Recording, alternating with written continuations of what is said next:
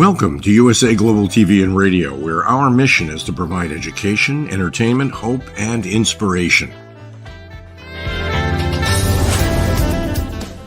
USA Global TV and Radio connects you with experts and audiences all around the world every single day to help you succeed in business and to live a richer life.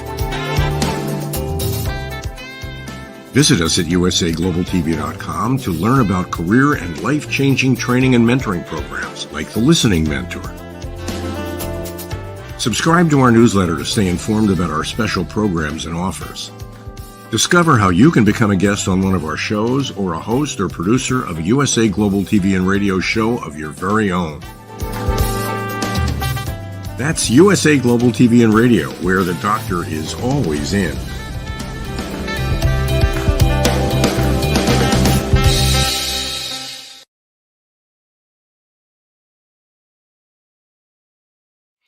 Hello, everyone. Good afternoon, good evening, good morning. Happy Friday, happy Saturday, wherever you are in the world. We are thrilled to have you here at USA Global TV and Radio, where we provide world-class education, entertainment, hope, and inspiration.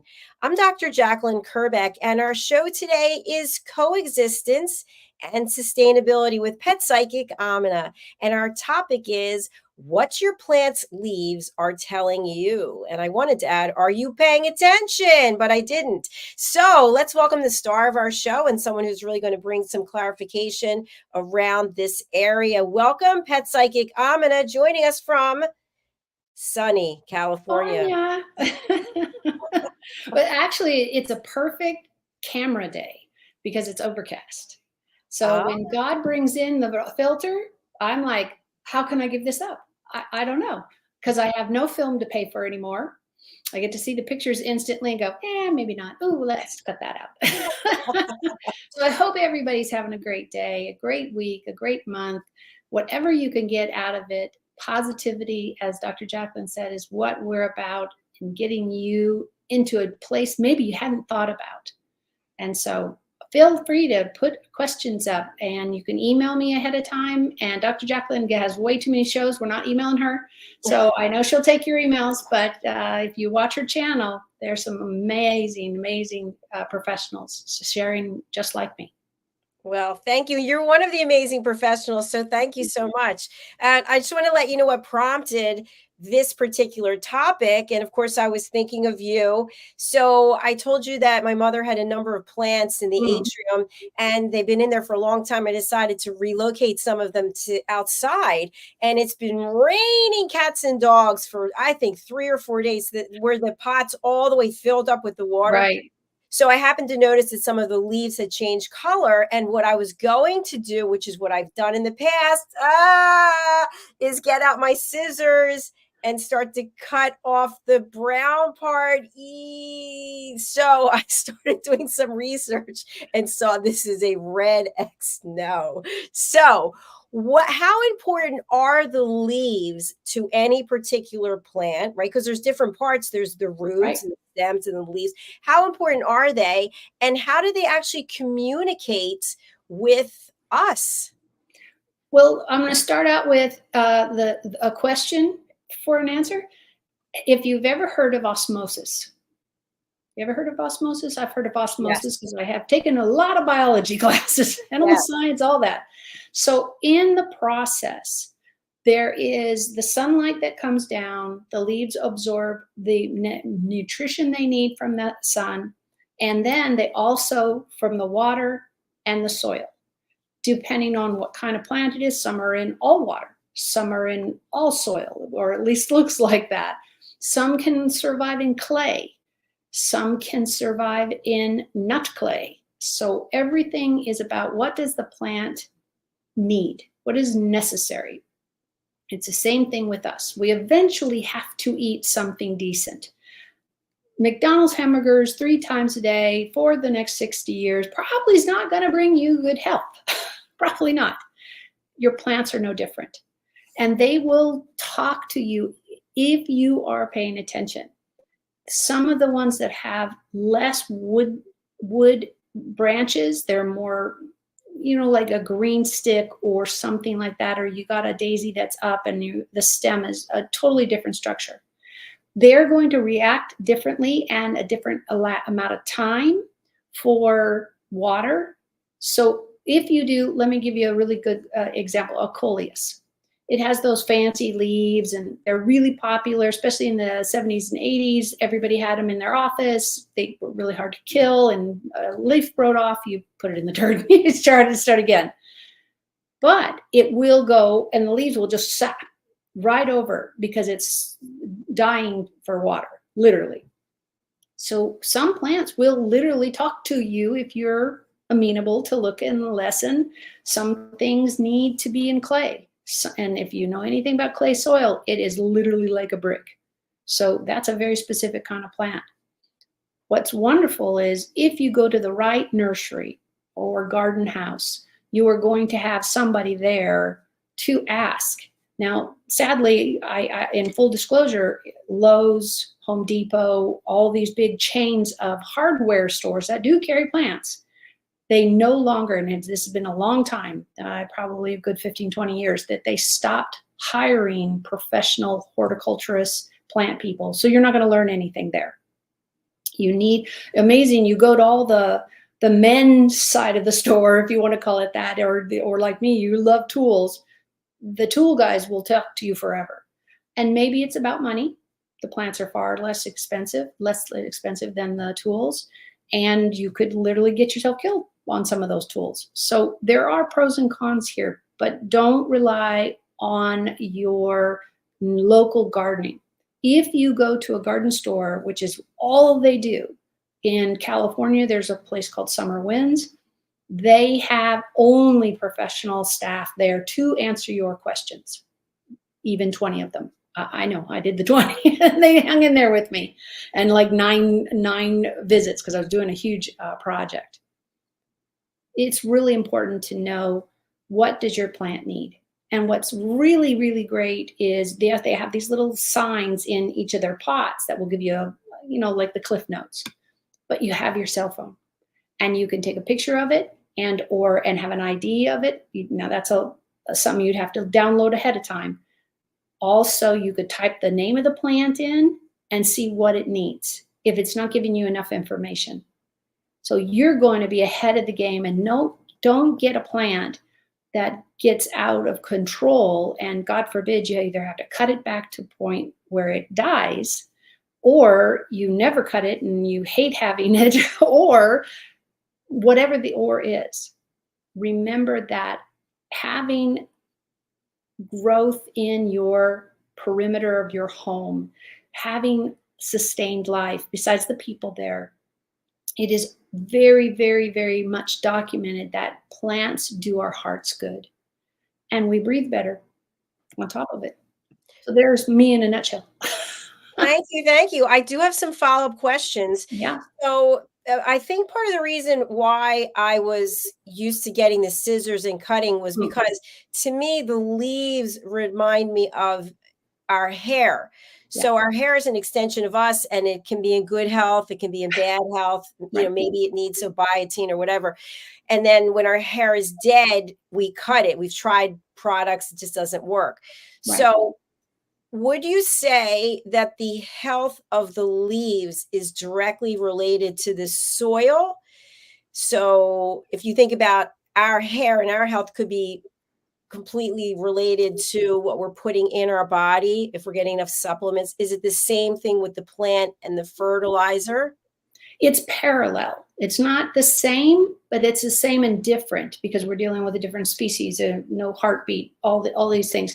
But because a tree, a plant, a coleus, a flower, whatever, the rose only has so many days that it buds and opens. You got about 3 to 5 days, depending on how hot the sun is, and then the petals fall off.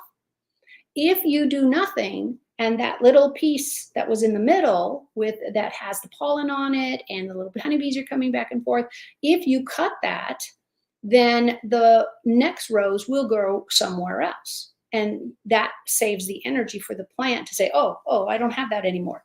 Now, in nature, they'll drop that off eventually. Many of us just don't like the look, so we get in there and say, let's help you out. We're going to speed this up. So you have to know what it needs. Is this full sun? Is this full shade? Is this half and half? Does it need to be in a tropical environment? I can't tell you how many things my mom put in parks for the city. And that was one of her gifts in project management, and where all my sisters and I get that natural drive. But she was going to put parks in the desert. This town was very young. It didn't have a lot of parks. Like I think I only heard of one or two. And so she had her work cut out for her, because if you're working in a desert, the sand is what you've got. And that's not what grass can survive on. So think about, before you buy something and you think it's the most beautiful thing on the planet and you're going to grow them, and that's wonderful. And that's the learning curve. But also be kind enough to yourself and your pocketbook and the plant and say, what am I going to do when it gets 6 feet tall? What am I going to do when it needs 2 bags of dirt every 6 months, which, could cost you up to $20 a bag or more, and the work to put it in, etc. If you travel a great deal and you've got a bunch of plants, what do you do with them? It's the same as if you had a dog, a cat, or a child. You need to plan for all of these things. This is where the beginning of choosing a plant begins. Trying to get you to think about, who are you? What do? What are you willing to do? Believe it or not, there today are so many beautiful succulents. These are the ones that have water in their branches and leaves and that type of thing, typically. And beautiful, absolutely beautiful arrangements of cactus and cacti that have hair and don't have hair and have different colors. These are what we would call really low maintenance. They need the sun. They want to be by a sunny window at all times if they can, obviously not at night. But you're not going to have to be pruning them necessarily as often, and you're not having to water them as often. They're a lot of less work. Question. Absolutely. So I've heard in the past that plants are in tune with the elements around them. So if we are going through a stressful time, or we're really upset and we're kind of like just putting it out into the environment, screaming or whatever, that the plant picks up on that and it might affect its health. Is that true? I've never seen it proven. And it's going to be like any, I don't want to downgrade it and say like any wives' tale or anything, because it's more valid than that would ever give, that name would ever give it.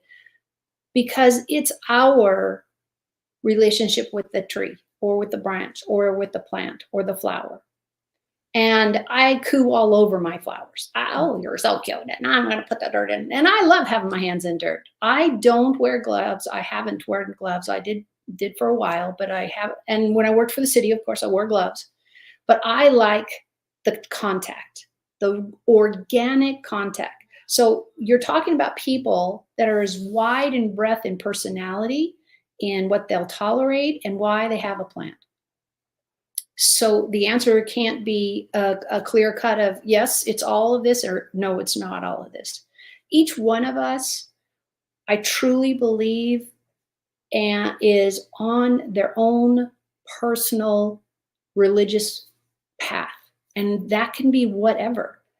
You could worship the puppies that you have, or you could worship, and I don't mean like it is a deity, but that you love them and you care for them and you want to see them grow. And there's the commitment there. And it's not a job. It's your passion, or it's something that moves you emotionally. I love having my hands in the soil. Is it really great for my hands? Probably not. But I've yet to have my fingers get chapped and fall off. And I'd rather feel the soil and know where the roots are at and know what I'm doing, because I am in contact with the plants. And yeah, I talk to them. Sure, absolutely. I think it's hilarious. And I'm alone most of the time when I do it. So think about that. Do you, but do you safely? And if you're starting to have plants, do 1 or 2, not 3 to 5. Be careful with yourself and give yourself time to, I know I did, kill a few, and you cry and you go, oh, I'm really sucking at this. But then you learn. And that's why it's so great to go to some of the big chain nurseries. And if they have a clearance section that is not doing so well, that's okay. You can practice on them. They're halfway out of the pot anyway, and they would be inexpensive. What I want everybody to take from this is it's okay to be you. It doesn't have, you don't have to fill in the book that you read from some garden club of America or wherever. And this is the only way to do it. It might be, but you might find a way that works better for your soil, your garden, your space. And I want you to be okay with trying it. Especially if you're like me and you buy a $1 plant here and there, then it doesn't hurt so much when they die. So that brings me to another question. I'm just filled with questions today. So if you are someone who is not really a big fan of insects, you want to have some plants because there's a lot of great reasons to have plants. So I mentioned the plants that I have are in the atrium or they're outside. There's none in here in the house. Mm-hmm. And part of the reason is my mom didn't have them, but also because in my mind, that means that somehow from outside, creatures are going to be coming into the house, worms and all kinds of things. Can you share if that's a wives' tale or how that works? You would have to really have bad shoes. So they have to get in a way. So just think from an earthworm's perspective. It's a very short conversation. Right. Dirt? No, go that way. Water, food, sustenance? Oh, yep, still that way. They are going to make a cognitive decision to survive and choose the plant that gives them the best, shortest distance, especially if you're looking at an earthworm or a ladybug or any small, anything, even a hummingbird is very small. They're not going to fly into your house and get the nectar off of your hibiscus. Let's say you're just doing great in hibiscus and you have tons. And they're going, oh yeah, that's where I want to go. No, because he doesn't know how to get out. They don't understand windows. They don't understand depth. They are going to choose safety first to survive and live another day and pick food that they can identify and that is easy to access. Okay, that makes good sense. So if you want to have some plants, now here's another question. So some plants benefit from the turning of the soil with the worms and whatever else. So if you get a house plant, do you need to take into consideration that maybe you need to purchase some worms to do their thing? No, earthworms are strictly, and I'm sure somebody could debate this, but I doubt it. Earthworms are strictly for outside. And the reason I say that is because of their whole mission in life is to process the soil and make it from leaves. When the leaves come down or the grass is there and it get cut naturally or a leaf falls off a rose petal, whatever their organic matter is that lands on the soil, the earthworm's entire job is to eat that all up and then poop it out to be the soil. An earthworm's whole point is to be outside, taking real life plants to enrich them. They have to break that down. A plant can't take its roots. We've seen, plenty of roots. They're just teeny little fingers. So that's great for water, the way they get it, but they've got to get the nutrition. And the soil is the medium of how they get the nutrition. Some of that comes from the soil, is mixed with the soil, but it's the plants who die and live again and die and live again that enrich the soil. Why do so many of us, or all of us, I don't want to say that for anybody, but so many of us have to add new soil. We go to the whatever hardware store down the corner, we get potting soil, and that can be for pots and or for the ground. They have soils for everything now, literally everything. Salt, less salt, more this, more that, more manure, less manure. You would never take manure directly from the cow and stick it into your garden, because it'll burn the plants. It's just too much. So what happens with like horses and cattle who poop on the ground all the time, and if you're of course in a public place, you got to have somebody who's picking all that up. But when we had horses boarded, the stable would actually collect all the feces they'd cleared out of all the stalls and everything, and then they would give it to ranchers and growers and all that, and they would process that manure, and it saves everybody a ton of money. The guy who has the horses doesn't have to have it shipped out and pay for it, and the other one who's growing plants knows the resource of what the quality of the horses are getting fed, and that he would have checked all that out, or she. So everything has a place. It's not everybody and always, and you should. There's a lot of wiggle room in doing all of that. The nice thing that we live in at a time where you literally can go down to Walmart and any other store that carries family stuff. When Target was around, I don't know if Target's still around, but all of these places you could buy dirt, especially right before spring, because they know all the gardeners are getting their plants out. They're going to add them in their soil. We're all going to do our thing. So keeping that in mind, you want to kind of follow that pattern. Do I do it all the time? No. I have one ficus that sits here in my office, and I've had him since he was 79 cents. I've talked about him before. And he's now 4 feet tall. And he drops his leaves all the time. He's been sick from the day I got him. I swear they never watered this poor little baby. And but he's my story. He's been to college with me. He's been there when I got married. He's been there when we had kids. I mean, this poor guy, he wouldn't know what to do outside. He's seen a lot. I know. It's like, come on. Best man in the wedding. There you go. I should have got a bow tie for him and all that. And yes, we named him, but I haven't used his name so long, I don't remember. Bob, everybody's Bob for me. But the neat thing is, I know that I'm bringing real life into my home, and I love that. I am, my family knows, don't ever buy me cut flowers. You know what? Can I tell you something? I stopped getting them because of you. I used to get cut flowers every single week. I would go to Wegmans in New Jersey, and that was years ago. It was before the pandemic, and now I don't buy any flowers at all because of what you said. I don't use any hairspray. The whole list of things I don't do anymore because seriously, it's a lot of things I don't do anymore. Well, and your health will start to show it. Nothing's overnight. Nothing's overnight. Now, I was born allergic to caffeine, so I didn't eat chocolate when I was a kid because I got sick. When I started working outside of my hometown, and I was a counselor, and everybody had coffee, so I tried that, and I was like, I don't feel so good. And what happened is I have fibrotic cysts, which are common with women, and so every time I would have any kind of coffee, now chocolate, it doesn't bother me. How nice. It's the right sugar, and I don't know. I'm not going to jinx that one. But anything that had coffee, so I can't have Coca-Cola.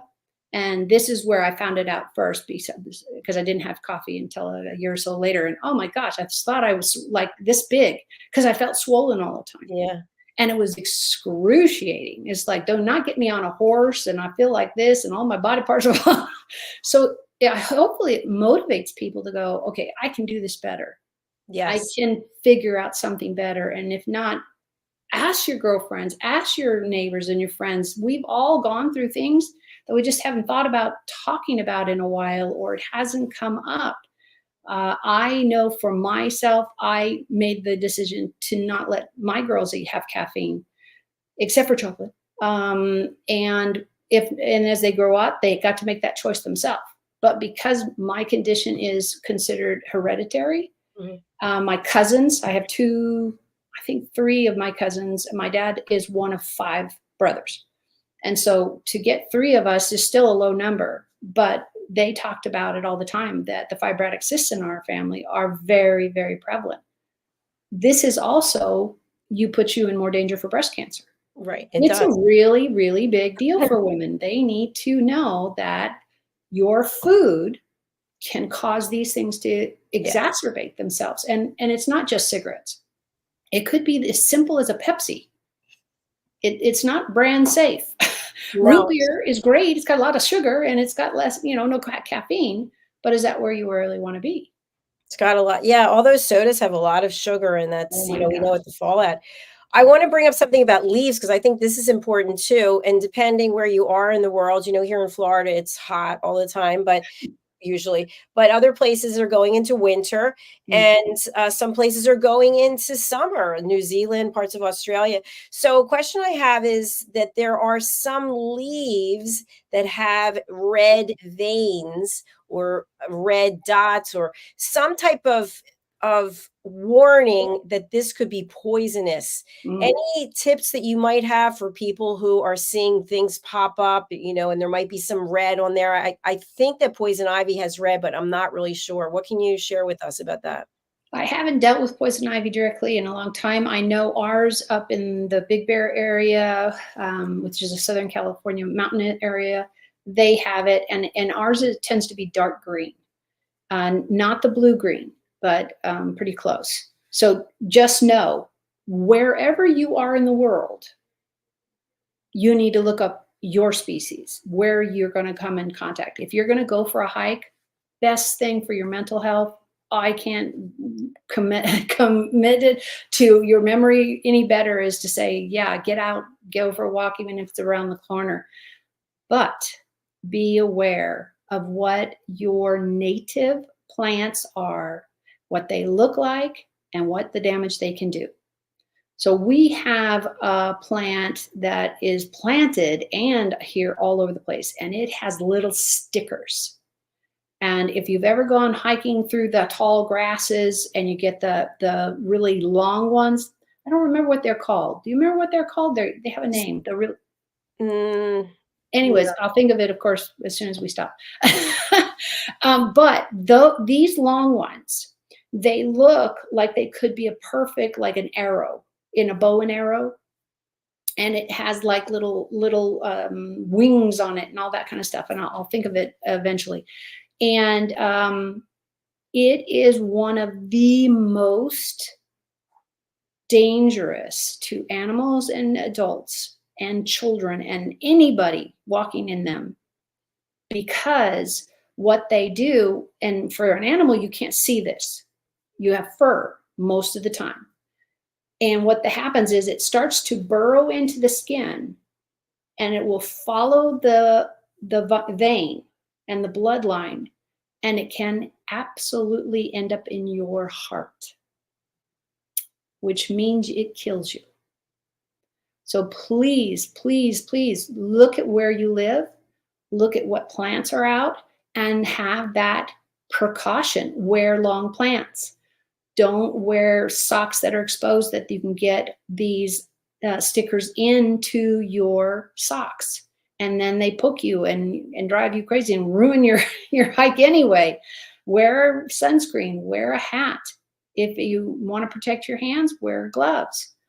Remember, there are plants out there that their whole mission is to survive and grow, and on they go.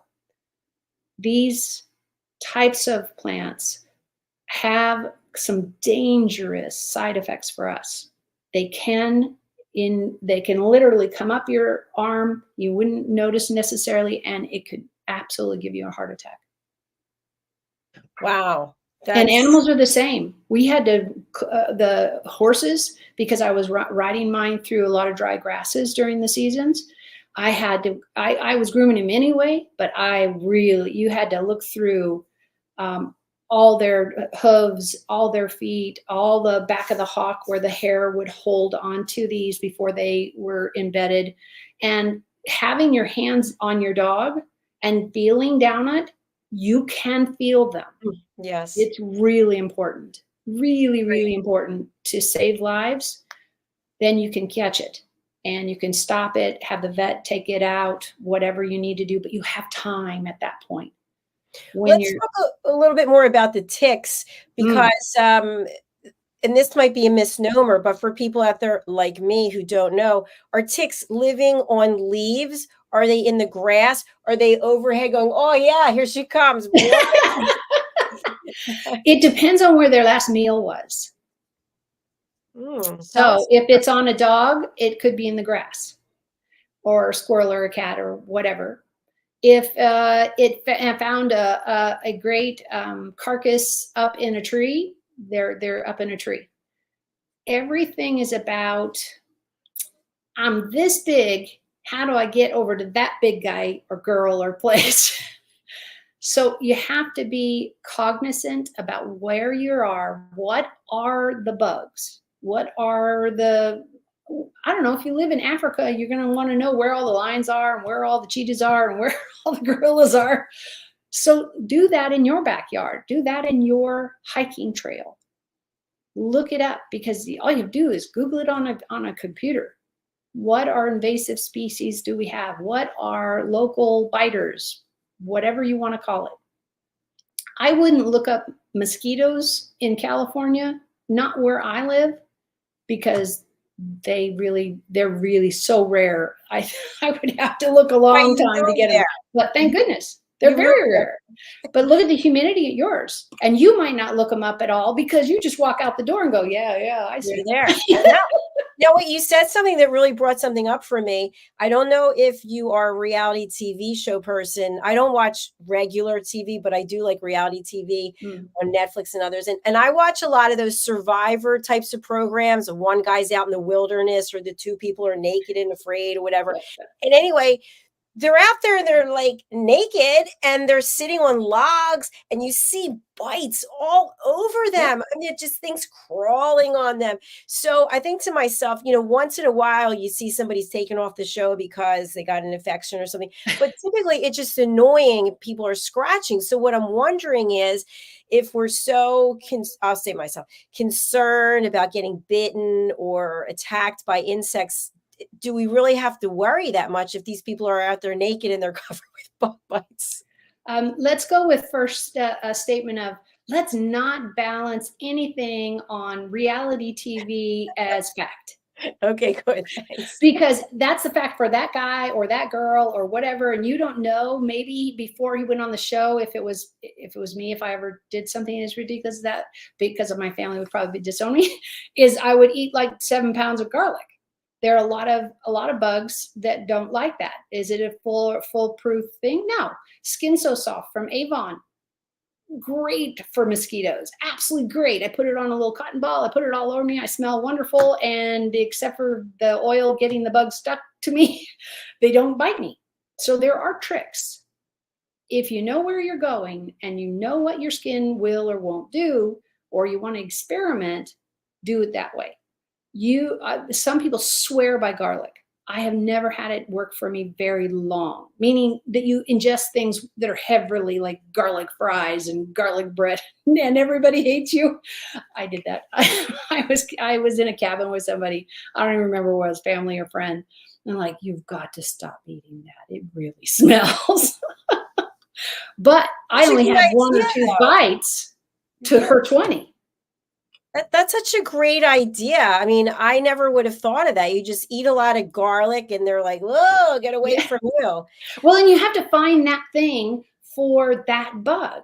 Okay, and I got a gnat that just joined me. How timely. It's like, I don't even know where they went.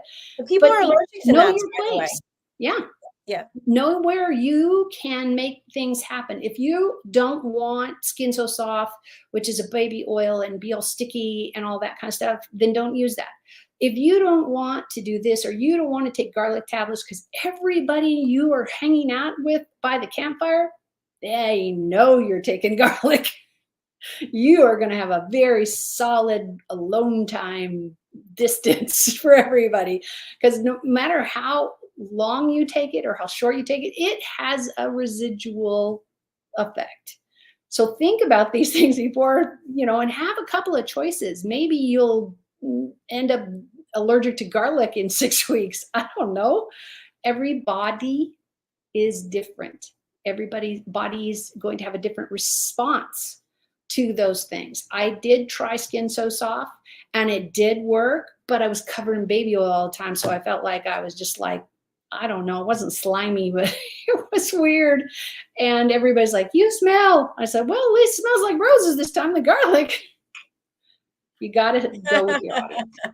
You got to go with your audience. You know, another great idea. Anybody who's thinking about going on Naked and Afraid, or I forget the other one where they're Alone. It's just called Alone. Ah. And by the way, we're not paid spokespersons, but if they'd like to pay us, but that, you know, that might be a good idea if you're going out camping, maybe. Oh, absolutely. You always, if you're going away from your home, and I did this with kids or no kids or whatever, I have the bag.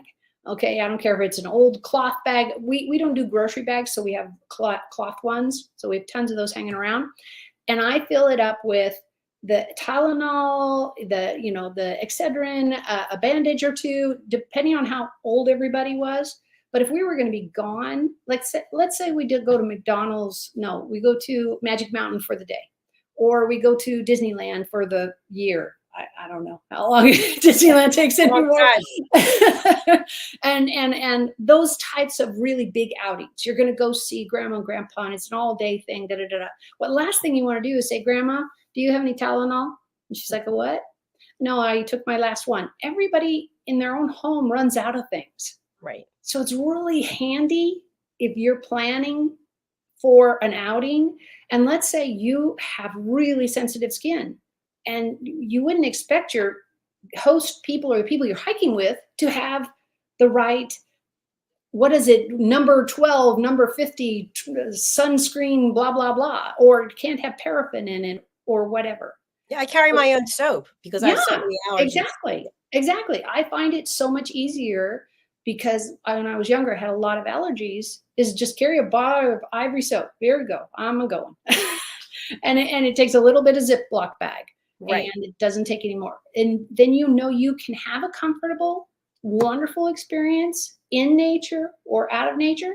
If you haven't been in nature and you have heavy allergies, go slow. Go slow with yourself. Go slow with deciding that, okay, I'm going to try a little bit of honey. Maybe you're allergic to it and you don't know. A teeny bit on your finger might be too much for some people, and it might be not enough for the others. Start slow. You can put honey on things, or you could eat it plain. I got to the part where I just dipped the spoon in and ate it plain because I got tired of spreading it on things. And I didn't need it. I didn't need the extra calories and or that as my food source, like for a breakfast or something. So if you've seen any of our episodes, you know I'm really love the outside the box, try it a new way. Just because it hasn't been done doesn't mean it shouldn't be done. But you have to figure that out for yourself. And today I'm taking away the fact that if you plan on spending any time in nature, if you're going to be auditioning for a reality TV show, you're going to be away for a few months, eat that garlic, rub it on. Get that skin so and smooth. All the other contestants will just be downwind or upwind or whatever wind. You doesn't have to smell it. Now so it could be a good thing.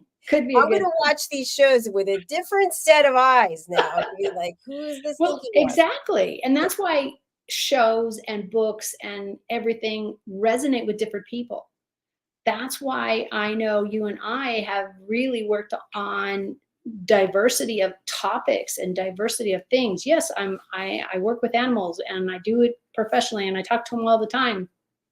But there's so much more out there to know, to have a pet or not to have a pet, or how do you go through grief. And we really cut a lot of topics in so that people can find one that works for them where they're at.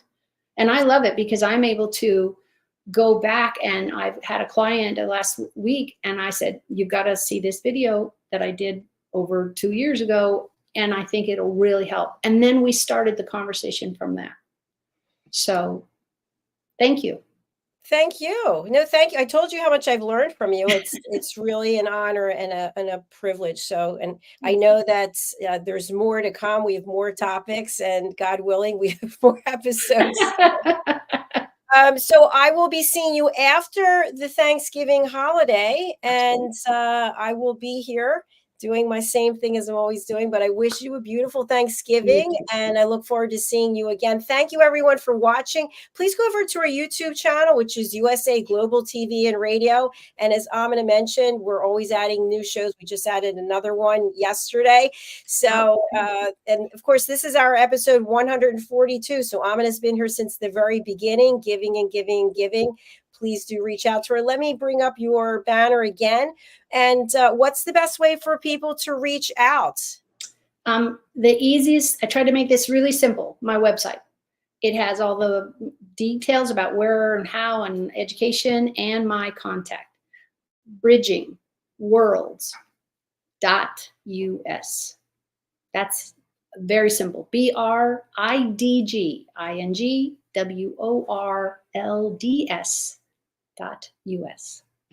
Bridging Worlds, Bridging Worlds, Bridging Worlds.us. Okay, that's in time for the holiday. I have to come up with a jingle. All right, everyone. Thank you again. Have a great rest of your day, and we'll be back next week. Bye for now. Bye.